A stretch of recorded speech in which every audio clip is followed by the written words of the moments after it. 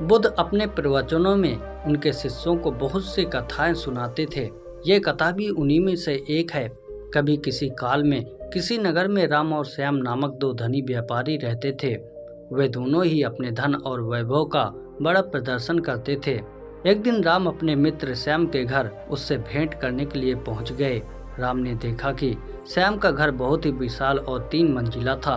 2500 साल पहले 3 मंजिला का घर होना बड़ी बात थी और उसे बनाने के लिए बहुत धन और कुशल वास्तुकार की आवश्यकता होती थी। राम ने यह भी देखा कि नगर में सभी निवासी श्याम के घर को बड़े विस्मय से देखते थे और उसकी बहुत बड़ाई करते थे। अपने घर वापसी पर राम बहुत उदास था कि श्याम के घर ने सभी का ध्यान खींच लिया था। उसने उसी वास्तुकार को बुलाया जिसने श्याम का घर बनाया था। उसने वास्तुकार से श्याम के घर जैसा ही 3 मंजिला घर बनाने को कहा।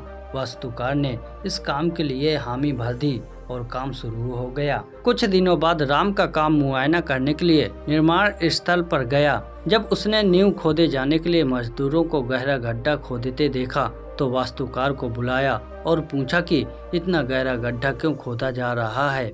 मैं आपके बताए अनुसार 3 मंजिला घर बनाने के लिए काम कर रहा हूँ। वास्तुकार ने कहा, सबसे पहले मैं मजबूत नींव बनाऊंगा, फिर क्रमशः पहली मंजिल, दूसरी मंजिल और तीसरी मंजिल बनाऊंगा। मुझसे इस सब से कोई मतलब नहीं है। राम ने कहा, तुम सीधे ही तीसरी मंजिल बनाओ और उतनी ही ऊंची बनाओ जितनी तुमने श्याम के लिए बनाई थी। नींव की और बाकी मंजिलों की परवाह मत करो। ऐसा तो नहीं हो सकता है। वास्तुकार ने कहा, ठीक है, यदि तुम ये नहीं करोगे तो मैं किसी और से करवा लूंगा। राम ने नाराज होकर कहा, उस नगर में कोई भी वास्तुकार नींव के बिना वह घर नहीं बना सकता था। फलतः वह घर कभी न बन पाया। अंततः किसी भी बड़े कार्य को संपन्न करने के लिए उसकी नींव सबसे मजबूत बनानी चाहिए एवं काम को योजनाबद्ध तरीके से किया जाना चाहिए। बुद्ध का चचेरा भाई देवदत्त सदा ही बुद्ध को नीचा दिखाने की चेष्टा में लगा रहता था, मगर उसे हमेशा मुंह की ही खानी पड़ती थी। एक बार बुद्ध कपिल वस्तु पहुँचे तो अनेक कुलीन शाक्य वंशी राजकुमार उनके अनुयायी बने। देवदत्त भी उनमें से एक था। कुछ समय पश्चात देवदत्त ने भी कुछ जादुई शक्तियां प्राप्त की और एक बार उनका प्रदर्शन मगध के भावी सम्राट अजातशत्रु के समक्ष किया। वहां वह एक शिशु के रूप में प्रकट हुआ जिसने सांप के मेखले बांधी हुई थी। तभी से अजातशत्रु उसे परम आदर की दृष्टि से देखा करता था। कुछ दिनों के बाद देवदत्त मगध से लौटकर जब संघ में वापस आया तो उसने स्वयं को बुद्ध से श्रेष्ठ घोषित किया और संघ का नेतृत्व करना चाहा।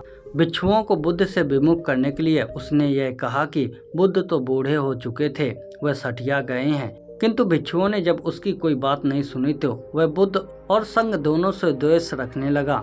खिन्न होकर वह फिर वापस मगध पहुंचा और अजातशत्रु को महाराज बिंबिसार का वध करने के लिए प्रेरित किया, क्योंकि बिंबिसार युद्ध और बौद्धों को प्राचुर्य प्रदान करते थे।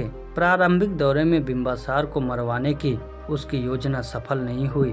अंततः उसने 16 धनुर्धारियों को बुद्ध को मारने के लिए भेजा, किंतु बुद्ध के व्यक्तित्व से प्रभावित हो सारे उनके ही अनुयायी बन गए। क्रोध में देवदत्त ने तब बुद्ध पर क्रीकूट पर्वत की चोटी से एक चट्टान लुढ़काया, जिससे पहाड़ से ही उत्पन्न 2 बड़े पत्थर ने रास्ते में ही रोक दिया। देवदत्त के क्रोध की सीमा न रही। उसने एक दिन मगध राज्य में अस्तबल में जाकर एक विशाल हाथी नालगिरी को ताड़ी पिलाकर बुद्ध के आगमन के मार्ग में भेज दिया। नालगिरी के आगमन से सड़कों पर खलबली मच गई और लोग जहां तहां भाग खड़े हुए।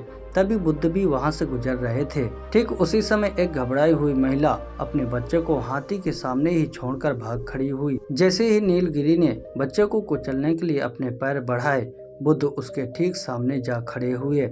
उन्होंने हाथी के सिर पर थपथपाया। बुद्ध के स्पर्श से नीलगिरी उनके सामने घुटने टेक कर बैठ गया। नीलगिरी हाथी की इस घटना से देवदत्त मगध में बहुत अप्रिय हुआ और उसे तत्काल ही नगर छोड़कर भागना पड़ा।